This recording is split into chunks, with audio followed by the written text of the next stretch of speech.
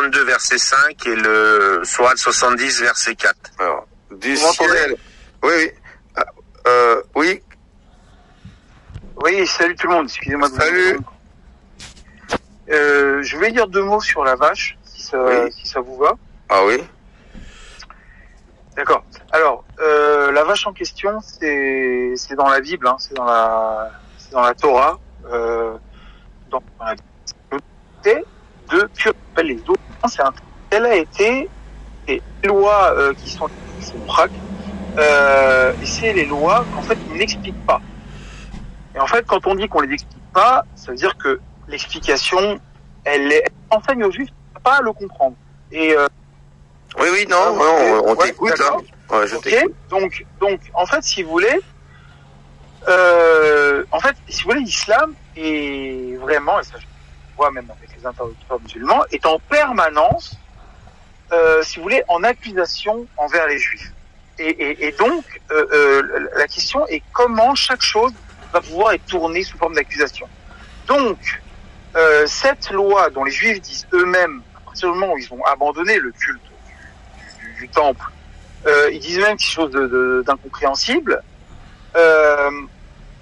En fait, les musulmans vont dire que justement les juifs ont l'insolence de chercher à comprendre la cause. Vous voyez, en demandant toutes sortes de détails, on ne demande même pas, on demande pourquoi ils les demandent. Et en fait, les détails étaient déjà donnés dans la Bible. Voilà, ils disent une géniste comme ci, comme ça, de tel âge et de telle couleur, etc. Tu as exactement la même chose dans la sourate de la caverne où Moïse est confronté à le Ridr, qui est censé lui enseigner des choses et qui fait des dingueries, et Moïse à chaque fois s'indigne et il dit t'es pas apte t'as pas la capacité, tu veux trop comprendre, t'es pas capable de pas te poser de questions, tu cherches trop à comprendre, t'es pas capable de suivre mon enseignement en fait. Oui, en fait, si vous voulez, les musulmans, l'islam c'est quoi? L'islam, c'est un judaïsme qui commence au Moyen-Âge. C'est ça en fait. Si vous comprenez ça, vous avez tout compris. C'est-à-dire que nous, même les juifs d'aujourd'hui, moi je vis en Israël, je vis pas dans un environnement ultra religieux forcément, mais voilà, un environnement relativement moderne. Mais si vous voulez, il y a une continuité qu'on peut tout à fait expliquer entre les juifs d'aujourd'hui et les Hébreux de l'Antiquité. C'est-à-dire que ça se fait par petites touches, avec parfois des crises, effectivement, des victoires, des défaites, etc. Mais c'est assez explicable. Le musulman, en fait, son histoire commence avec le Coran qui descend. Son histoire commence au Moyen-Âge. Son judaïsme, son mosaïsme, si vous voulez, son monothéisme, commence au Moyen-Âge avec les données du Moyen-Âge. Ça veut dire avec, par exemple, l'absence de temple et l'absence de sacrifice. Vous voyez ? Donc, en fait, ils vont en permanence mettre en accusation les Juifs d'avoir été ce qu'ils ont été. Par exemple, dans l'Antiquité, les Hébreux, effectivement, ont très souvent trahi l'alliance et très souvent se sont adonnés à l'idolâtrie en terre d'Israël.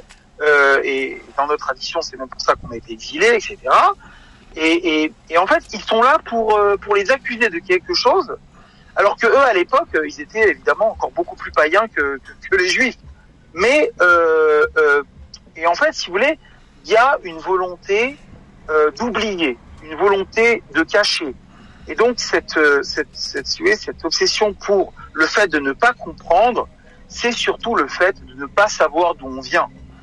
Et de ne pas savoir d'où on vient pour l'islam, c'est évidemment volontairement ne pas savoir qu'on vient de la tradition d'Israël. C'est évidemment, c'est pour ça que vous pouvez demander même ce qui est dingue quand même avec scientifique. Avec ce que tu nous racontes, ce qui est dingue, c'est quand même quand on sait que au début de l'islam, hein, au commencement, la plupart des musulmans, c'était des juifs qui ont suivi ce nouveau mouvement en fait. Beaucoup, c'était des juifs, hein, et des chrétiens aussi, les deux. C'était des juifs, parce que il faut pas croire que c'était des païens en Arabie et en Syrie et dans le Cham et tout ça. C'était beaucoup des juifs et des chrétiens, principalement dans ces régions-là, qui ont suivi cette nouvelle religion, pas forcément, mais ce nouveau mouvement qui est devenu une religion 100 ou 200 ans plus tard, sous les Omeyyades. Historiquement, tu vois, par rapport à ce que tu dis, historiquement, c'est une entreprise d'un empire, un califat qui cherche à effacer peut-être les religions et cultures des peuplades pour leur imposer une nouvelle version, 2.0 de ce qu'ils croyaient en fait.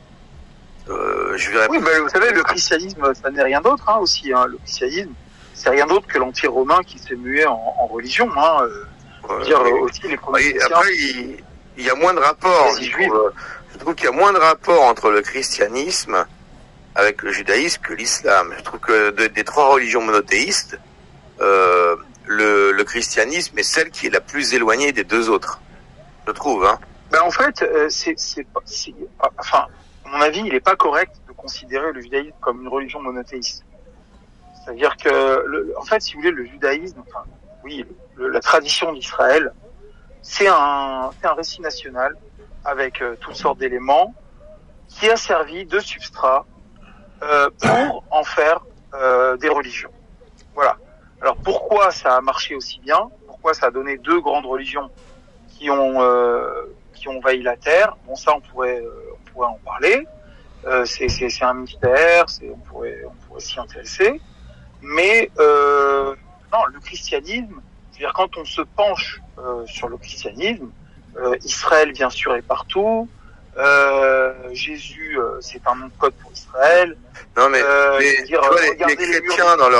les chrétiens dans leurs croyances et leurs pratiques, de manière générale, sauf les anglo-saxons, je connais les évangélistes, les baptistes, tout ça, je connais pas trop, mais les chrétiens, les catholiques, les protestants français, tout ça, bien sûr, ils lisent et ils croient en l'Ancien Testament, la Torah, mais leur principale source qui les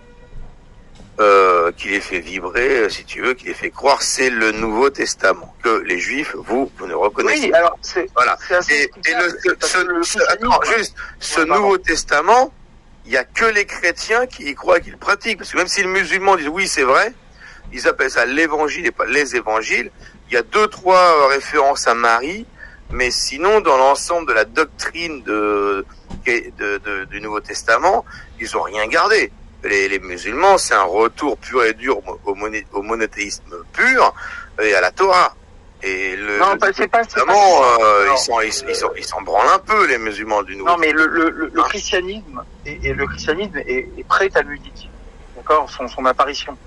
Donc c'est effectivement une évolution, on va dire purement spirituelle. Parce qu'en fait toute la religion juive était fondée sur le culte au temple. Donc s'il y a plus de culte au temple, il y a plus de religion, d'accord. Et donc ça devient quelque chose d'éthéré, de purement spirituel, la Jérusalem céleste, etc. Et donc là c'est le christianisme. Mais l'islam vient après le judaïsme rabbinique et talmudique. Donc il se fonde sur les prescriptions et sur l'orthopraxie, d'accord. C'est en fait l'islam, c'est une religion talmudique, d'accord. Alors que le christianisme, c'est une religion, comment dirais-je, religieuse. C'est une religion fondée sur l'âme, etc. D'ailleurs, même quand on parle d'enfer et de paradis en islam, c'est basé sur les actions et les bonnes actions et les mauvaises actions qu'on fait ici-bas. Ça, c'est purement de l'orthopraxie rabbinique, du judaïsme rabbinique. Alors que les chrétiens, c'est pas vraiment ça. Oui, vas-y, JC. Oui, on fait tourner un peu la parole. C'est très intéressant, colonel, ton intervention. C'est vrai qu'on va faire tourner un peu la parole. Colonel, c'est un pro du judaïsme, et en plus, il va dans tous les spaces nazis et musulmans, et islamo-nazis principalement, les affronter, il a affûté ses couteaux. Ça, C'est très intéressant comme conversation, hein, ouais, bien sûr. Ah non, mais je veux vous dire qu'il affronte du lourd. Hein. Il affronte tous les nazis de Twitter, en fait, tous les islamo-nazis de Twitter, plus quelques nazis pas islamo, et Dilos que vous connaissez tous, puisqu'il a la chance d'être très vieux sur les réseaux, puisqu'il était sur Periscope, et voilà, il est encore là sous le pseudo Marquis. Mais je voulais dire, j'ai fait des vidéos qui résument ce que pense l'islam enfin, quelle est l'opposition conceptuelle entre l'islam que vient d'écrire Colonel et l'histoire du judaïsme. Enfin, ça, voilà, je résume souvent ça en disant c'est d'un côté, tu as des gens qui sont confrontés à un rapport de police, c'est-à-dire ils ont des proches qui ont vu des soucoupes volantes survoler un village, faut qu'ils se positionnent. Donc bon, ils vont discuter, ils vont faire des réunions, est-ce qu'ils nous ont menti, est-ce que c'est vrai, etc. C'est ce qu'évoquait Colonel. Et l'islam, il clôt l'affaire en disant, ah non, surtout pas, ça s'appelle remettre en doute le Seigneur de l'univers. Et en fait, vous avez des versets très précis dans le Coran qui officialisent et sacralisent cette position de l'islam et qui est reprise par énormément de prédicateurs.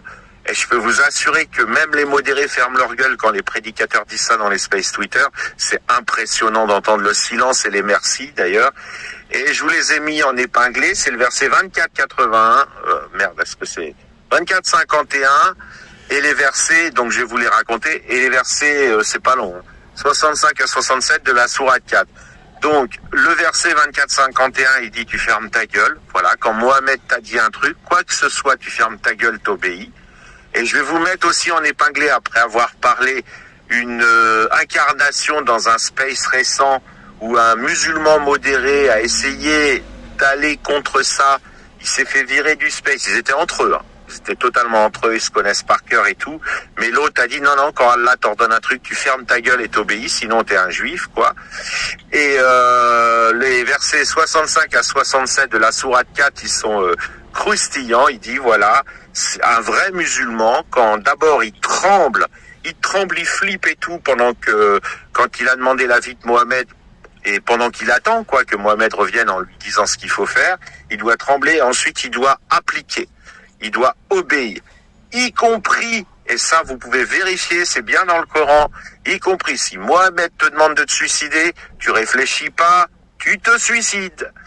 Donc voilà, vous avez l'état d'esprit, et je vais vous mettre en épinglé le temps de le retrouver, une incarnation de ça, vous allez vous régaler, je vous promets, surtout qu'après ça enchaîne sur les femmes dans l'islam, et c'est une bande de mecs qui disent que le monde va être détruit par la liberté de la femme, mais vous allez vous régaler, ça commence par, quand Allah t'ordonne un truc, tu fermes ta gueule et t'obéis. Et vous allez, je vous le mets en épinglé l'extrait, le temps de le retrouver. Ok, mais bon, moi je peux pas tenir très très longtemps, les amis. Hein. Je bosse demain.